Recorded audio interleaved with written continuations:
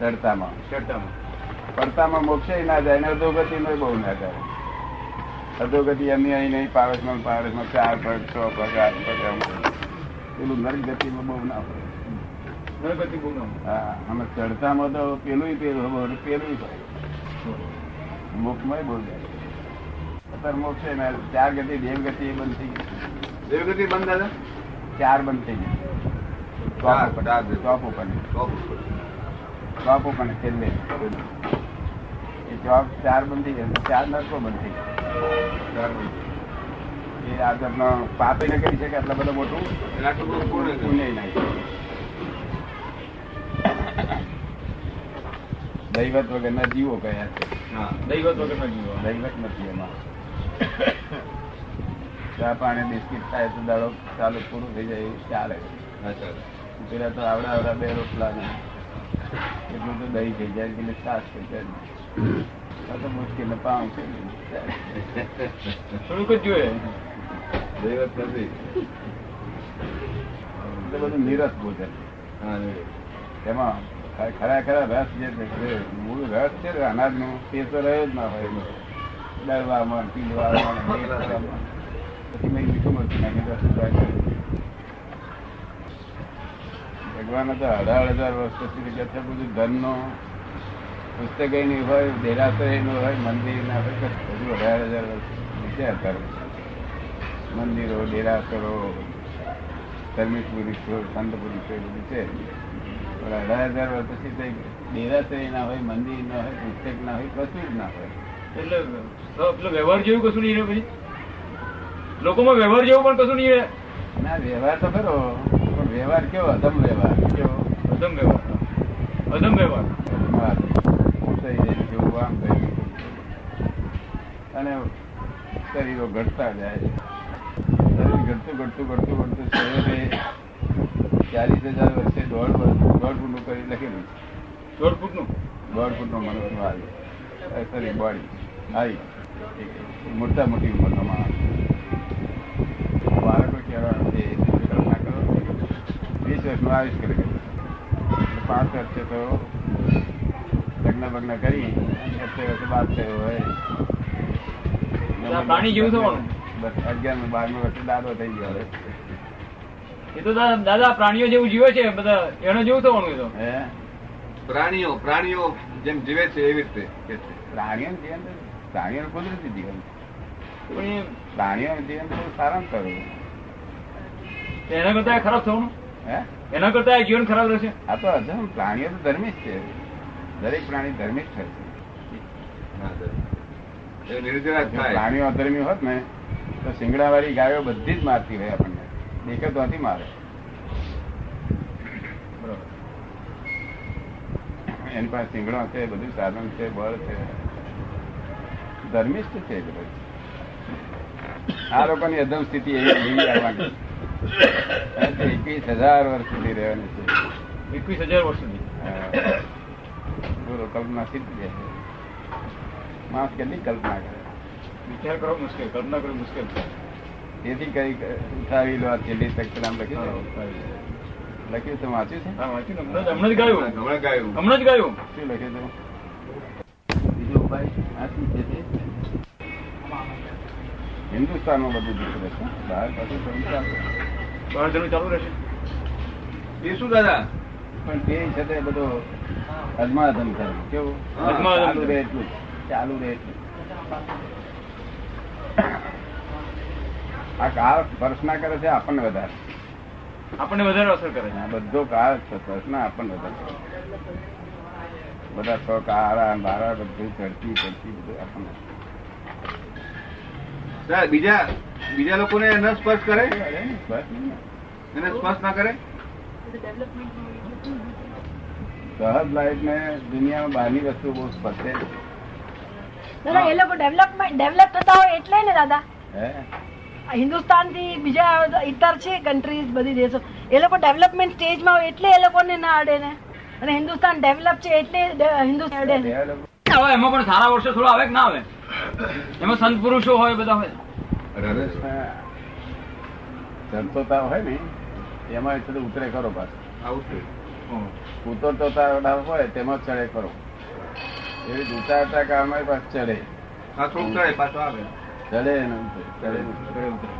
એટલે માણસને સંપૂર્ણ સંતોષ ના થાય, હા સંપૂર્ણ સંતોષ. કંટાળી ના જાય. કંટાળી ના જાય. જીવવાનું મન થાય, આપઘાત કરવાનું મન ના થાય. જીવનનું મન થાય. એવી કુદરત નો નિયમ છે. ચડે ઉતરે એમ કરીને એને જાગે પાડે, લાગે પડે. ગરીબ ચડતું દેખાડે પાડે. એટલે આશામાં છે પણ સરવાળે ઉતરતું રહે. સરવાર ઉતર, હા. અને નામાં જ ઉતરતો કાળ. છેલ્લા બોનથી કુટુંબ રહેશે એવું લખેલું છે. આયુષ જેવું બધું ઘટતું બધું ઘટતું. છેલ્લા બોનથી કુટુંબ રહેશે. પ્રમાણસર પ્રમાણસર લખેલું છે. અમારે એવું ઘટતું. એ વસ્તી ઘટી છે.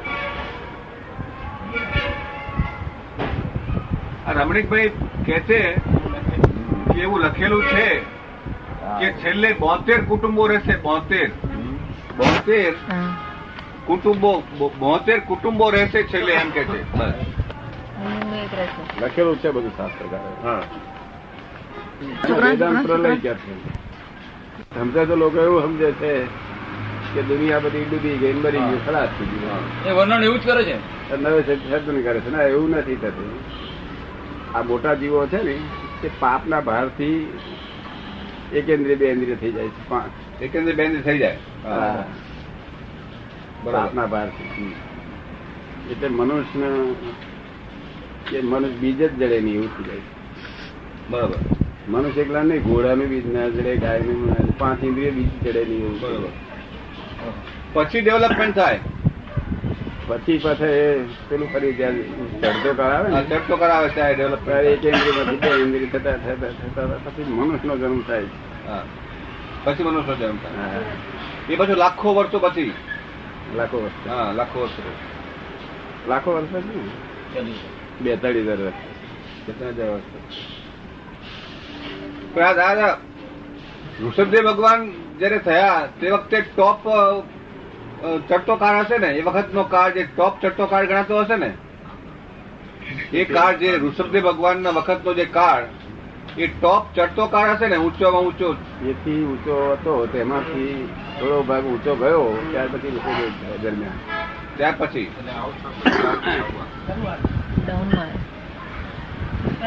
ઋષભદેવ જન્મ્યા ત્યારે કાળની બગડવાની શરૂઆત થયેલી.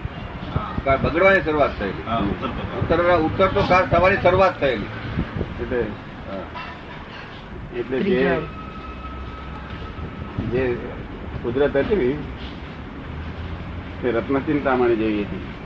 રત્નચિંતામણી. એટલે મનુષ્યને કશું ખોળવા ના જવું પડે, ખાવાનું કઈ ખેતીવાડી કશું કરવું પડે. એમ જ હા, એ મોટા મોટા ફ્રૂટ એમને મળી જાય બધું. મળી જાય. અને કપડા બપડા જોઈએ ને, નહીં એક ઝાડનું એક પાન એવું હોય આખું વીટીને રહે ને, તે ધોતિયા જેવડું હોય.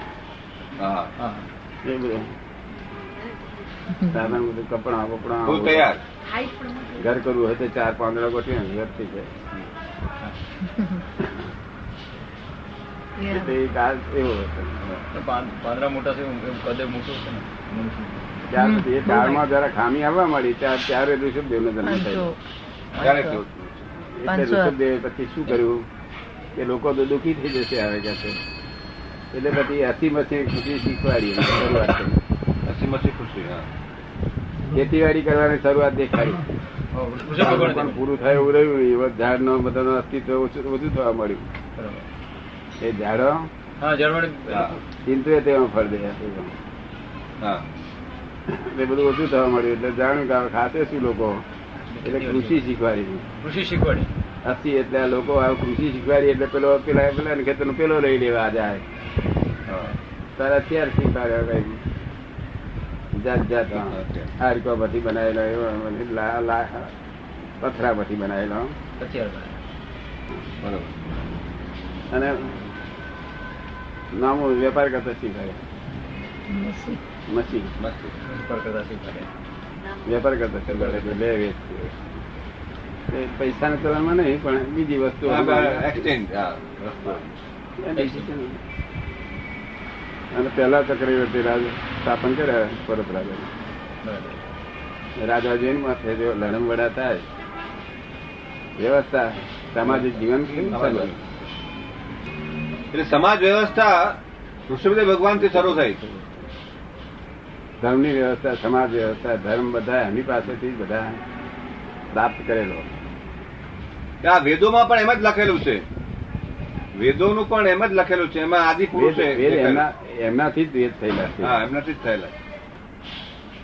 આ લોકો અમે આદિમ તીર્થંકર કહેતા હતા, તો એ લોકો આદમ કે છે. આદમ, પેલા લોકો આદમ કહેતા. તો આદમ થકી ધર્મ પ્રાપ્ત થયો છે. આદમ થઈ ગયું. મુસ્લિમો અને યુવતીનો બે ભેગો, મુસ્લિમ ખ્રિસ્તી ભેગો. એમને આદમ માંથી આ બે ધર્મ જુદા પડે. હા, બધા જુદા છે, બરાબર. તો આ ધર્મનો મુખ ઋષભદેવ ગણાય છે. ઋષભદેવ. આટલો બધો ડેવલપ નહીં, હા, એ તો બરોબર. એ જરૂર નથી.